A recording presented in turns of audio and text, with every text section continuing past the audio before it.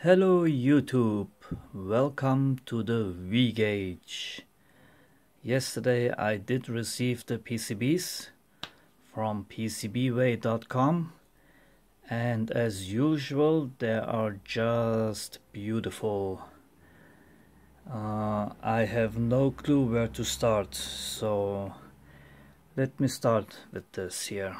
So this is the Midnight Black, I call it, which is just a matte black PCB finish, and I did seed the NeoPixels in there, and the way I do it, you can see them here in the back. As you might know, if you have a cutout, a milled cutout, you don't have a 90-degree corner, you have a slight rounding corner depending on the diameter of the drill bit.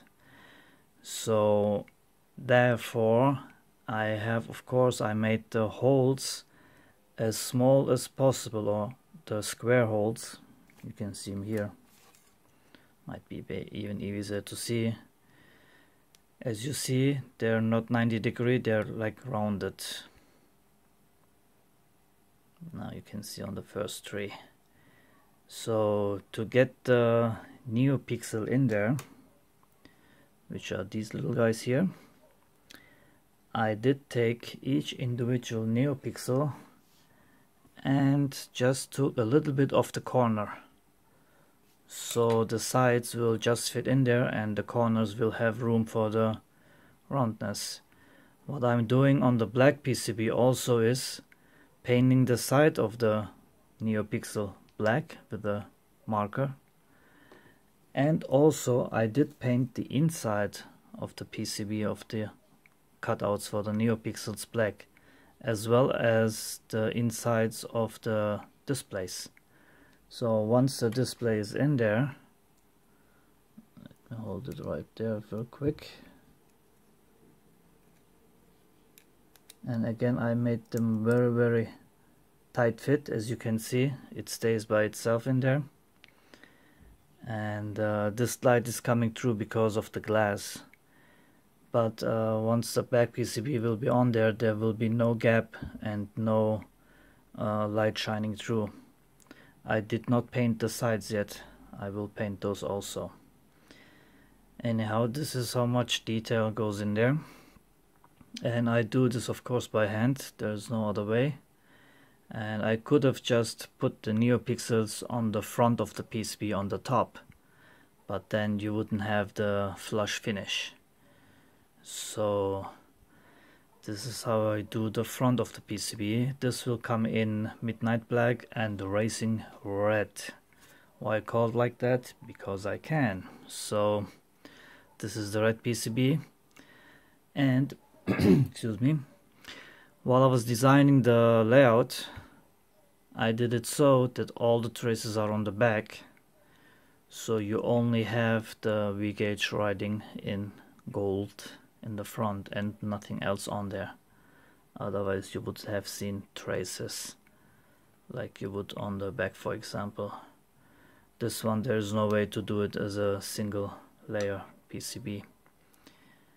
So for my initially I was gonna make a dock for the V-Gauge, so you could dock it in and take it out easy out of the car. And well, that might have worked, but it would have many more parts, and the one problem would be you would need a really big space to mount the dock, and then not all dashes are straight, some go down, some have a elevation to the back, so I would have to print 3D wedges for the dock, and it would just have been a mess.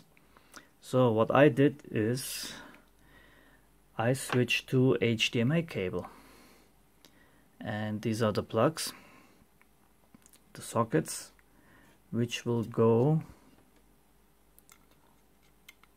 on the side here, and then you can have a wire, or you will have a wire. This one, for example, goes out the side and the back, so if this is plugged in, it will be right next to the gauge, Sorry, I'm doing some items off camera. So it will go out the back like this. You can also get a straight wire or cable which would go out to the side if you don't have room to the back. You can get one with 90 degree to the bottom if you want to go to the bottom. And you could also mount this in your windshield going up with the wire going up. So you have many possibilities. I don't think that anybody wants the wire to come out the front, but you could do that too, because this is a 90 degree, there are 270 degree plugs that go out the front, but this would be the most likely used. And as for mounting in the car, I went with a super simple solution. Like you can see here, this is it. I'm gonna use a magnetic mount. This is an example that you can hook up onto your windshield, or if you have a flat dash that you can put on, you can put it on there. There are magnetic mounts, these are for cell phones and tablets, that go in the ventilation shaft or in the ventilation openings that you can plug in. So it will be very easy to do that. And for on the back on the PCB you will just have this 3M sticker that you can place on here, and that will hold it in place. Here I'm just doing it because I don't want to stick it on there right now. I'm just holding it here from the front, and as you can see it sticks here. So I normally have my phone sitting on my desk on this thing, and it's very stable. So you have a HDMI cable output, and of course you need to connect something to it, the wires, and this is the breakout board for that. I have another connector here. So once the wire goes out the gauge, it goes in here. And you can get different lengths of wires or cables, 30 centimeters, 50, 1 meter, or even longer. So depending on your car, you can get anything you like. So this is the breakout board where all the wires get connected, and the connections will be made with these screw terminals. Normally you would place a screw terminal like this to the outside, but that would mean that you have wires coming out here and here on both sides, and that would be, you would have a case with the wires coming out on both sides, and I didn't like that. So I will mount these the other way around, to the inside. This will go inside and this will go to the inside also. Okay, and then you can just have a hole here for the HDMI connector and one hole here on this side, and then you can just go with the wires out to the side like that once you have wired everything up or screwed it down. Where is it? I can see. Okay, so this is the HDMI breakout board, and it has also the rotary encoder for the shift light, so you can adjust it. That goes on here on the side. I put those off before I drop them. So this will go in here, and then this you don't need to adjust all the time, so it's on the breakout board. I didn't put it on the V-gauge itself. And then you have your voltage regulators, your inputs, your RPM input and whatnot, all goes in here, and several inputs and outputs for the displays. One more thing to the HDMI. Normally there are SMD versions which have a flat the pins coming out the back and you solder them, but I want this to be more robust. So, and I couldn't find the Eagle library for this, so I took the regular one, edited and added the holes, and choose this one because this one will be much more secure than the SMD. So it has very tiny rows of pins that go in here. So it will be soldered from the back, of course, and it will have a very solid connection. While I was designing the PCB, and I figured since I have the bigger rotary encoders that I use on my old Editrack, which is finished by the way, I just could not make a video yet, but you can get these for anybody who was waiting for it. These are finished, ready to go, so let me know if you're interested. Anyhow, I was showing the rotary encoder. So with this rotary encoder you can use, as you see, with one thumb or one finger. These you have to use two fingers, there's no way other to do that. And since I like the way they are, I designed this also to be the rotary encoder module, breakout board, or whichever you want to call it. This is actually the back of the PCB. This would be for the V gauge, and this is the rotary encoder. It has just 4 pins. It has some, I can show it here, some caps for signal conditioning, and this I will also offer cases for this. I put this up on Tindy, and you can use it like this in your hand as a remote, wired remote obviously, or have it on the table. Once it has a case with non-slip feet, you can just use it like that with your finger, and the middle is a push button, of course.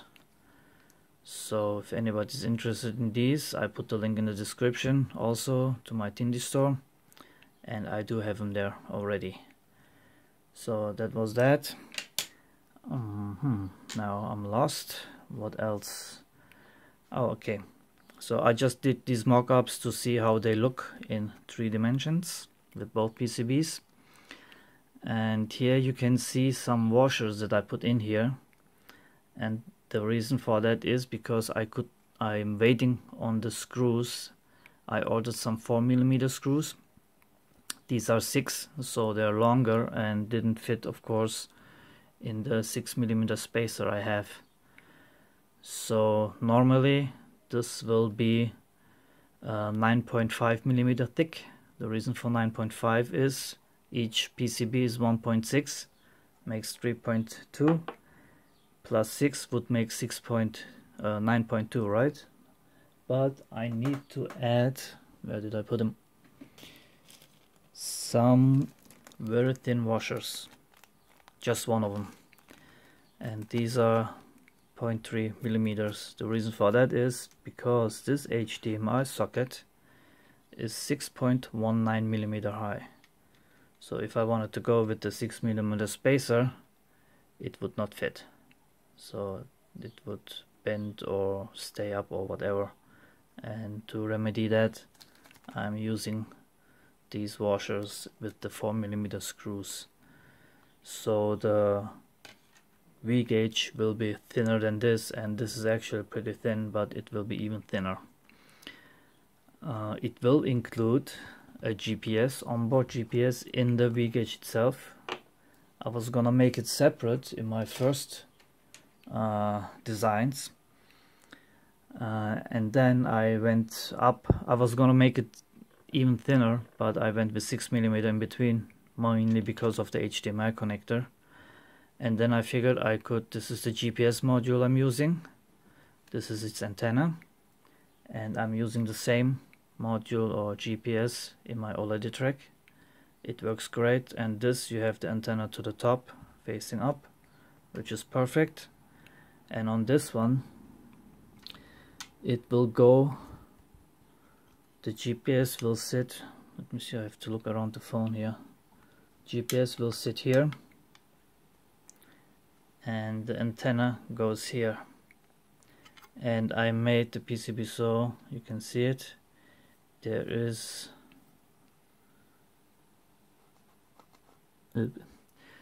no trace here, so it's empty, and on the front it's empty too.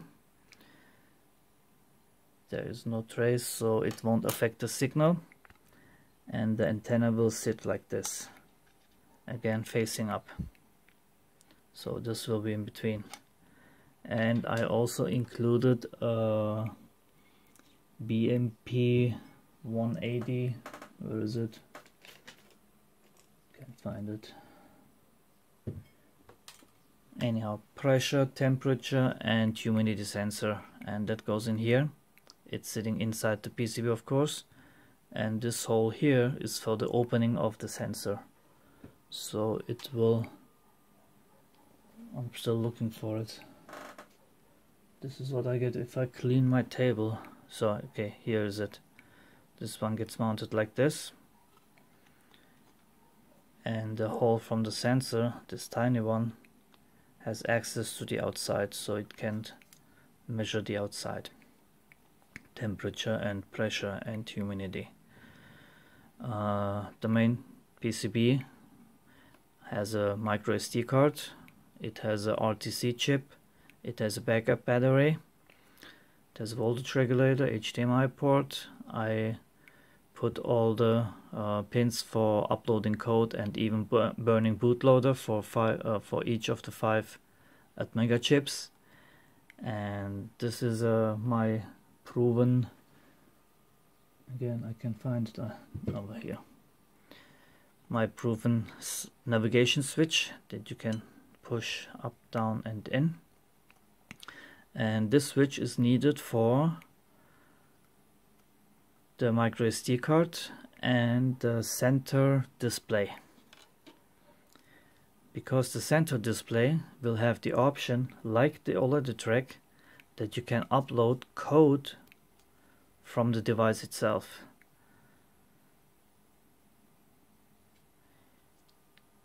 I think I have another code on here.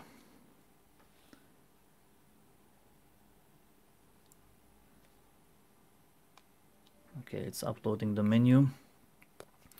So you will have the option to change this code on the go from any app that will be included on the micro SD card. This is it. And this one will be called, of course, the V-Gauge. And here you have all the apps that are in here, and most of them will work here too. I will also have a connectivity, I2 connectivity on the Breakout Board,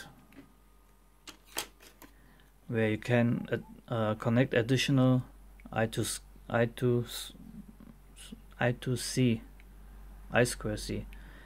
modules to the V-Gauge on this one.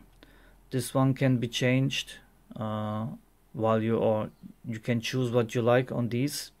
This one will be GPS speed, this one will be the shift light with the NeoPixels that you can see here.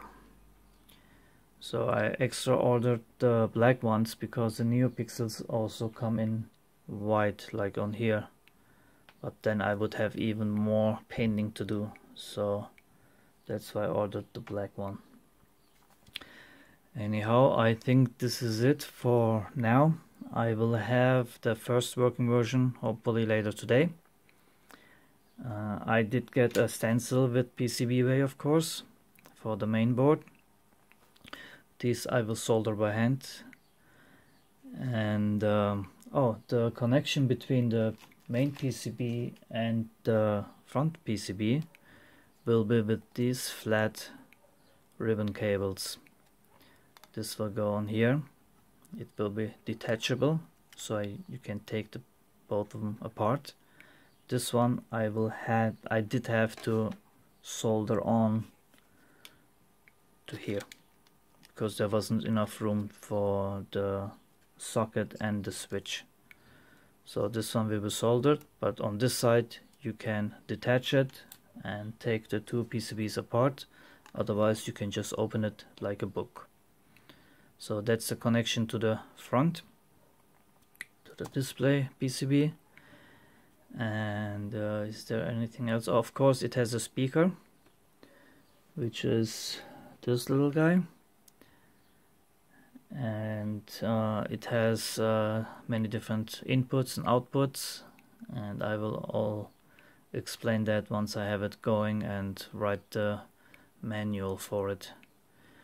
So this is it, guys. This is my V-Gauge. You can use it in your car, boat, small aircraft, motorcycle, or even at home, because I will have some codes that I will upload here. So you can have a clock, you can have VU meter or whatever you want, or temperature, room temperature.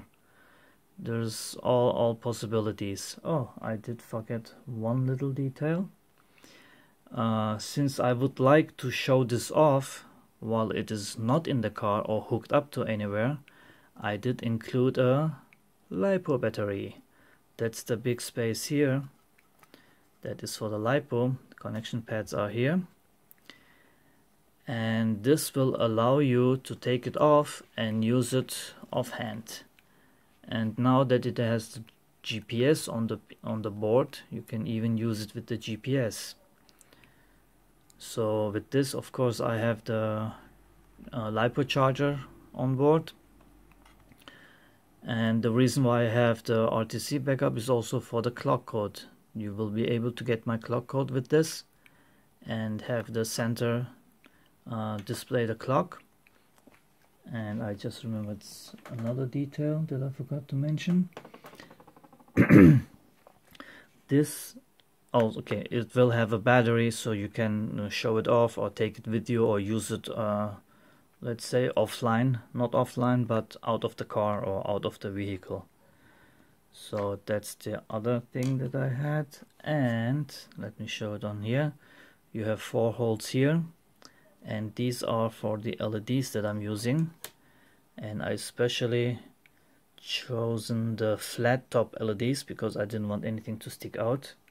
And those are the same LEDs that I'm using here on the OLED track, and they sit flush. So, and these will be for you can use them as a turn signal, left, right, and one you can use, one will be red, one will be blue. Red for any warning light and the blue for high beam, and these for the turn signals. And if you upload the clock code to it, these LEDs will be your alarm indicator for the clock. Actually, I just thought of it. No, I could not because I didn't have the connection to the NeoPixel from this chip. But anyway, I did think about the clock alarm, and you will be able to use these LEDs as indicator. And if you do know, my clock has like 6 different animations, and you will be able to use that with the V gauge. And you can use it, since it has the pressure sensor, you can use it as an altimeter. There's a code out there called Tiny Altimeter, which somehow I like a lot, and I always had trouble getting it to work. Turns out, a little info here, extra info, that if you use the code that's included in the Arduino IDE to clear your EEPROM, it does not, because it writes zeros to it, and that does not clear the EEPROM. And that was the reason why all this time my tiny altimeter code sometimes worked and sometimes just showed garbled numbers.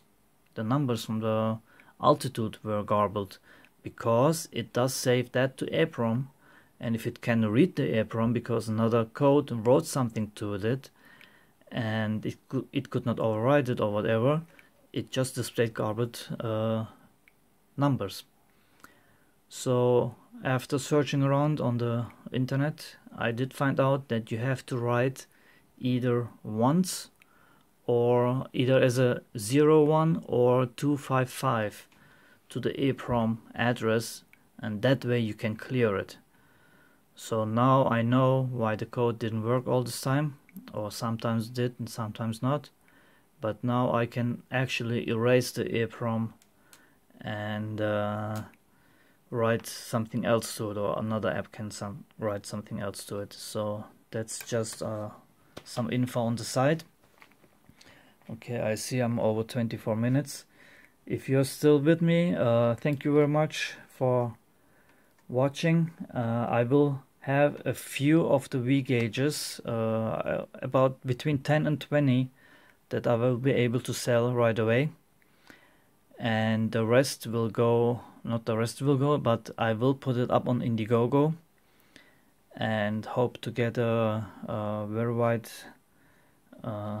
exposure of the V gauge, and that a lot of people can order it there, pre-order it. As you know, on Indiegogo it's like Kickstarter, but different because it works in my country, in Bulgaria. Kickstarter doesn't work here in Bulgaria, so otherwise I would have I might have put it up on Kickstarter, but I have no other option than to put it up on Indiegogo.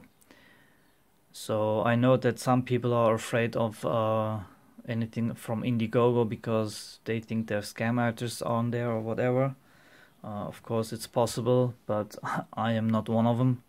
I have my Tindy store for over 2 years, and this is my passion, this is my hobby, and I'm lucky enough that I can make a living with it, and I have no plans to do anything with the money and take off or run away or whatever.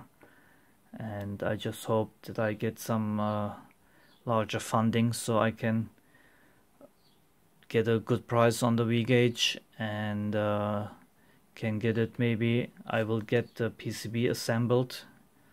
I don't know yet, but for the first ones I will do it myself. I do have a stencil that I know where it is, and let me show it to you. Okay, this is the stencil for the main board, and what I do different is since I have some holes for the screws, I use those on the stencil as well to align the PCB to it. So let me do this real quick here. Of course I cannot see where. Okay, there you go. That's 2 holes, 3 holes, 4 holes. And once I align it on there, and I will have pins sticking out through the PCB and the stencil, so it will be not able to shift.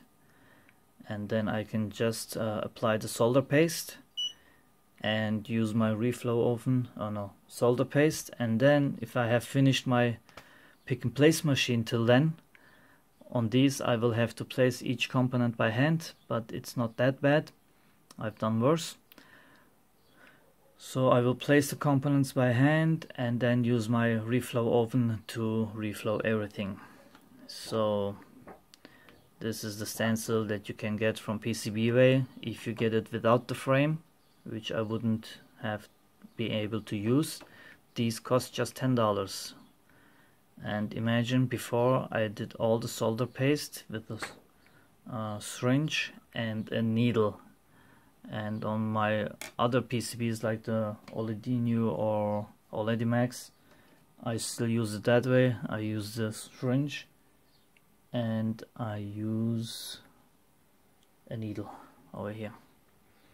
This is how I painfully apply solder paste. I don't do it like that directly, because once you push on it, it doesn't stop, it just comes out. So to better able to take the amount I need, I just push a little, take it out of here, and then put it on the PCB.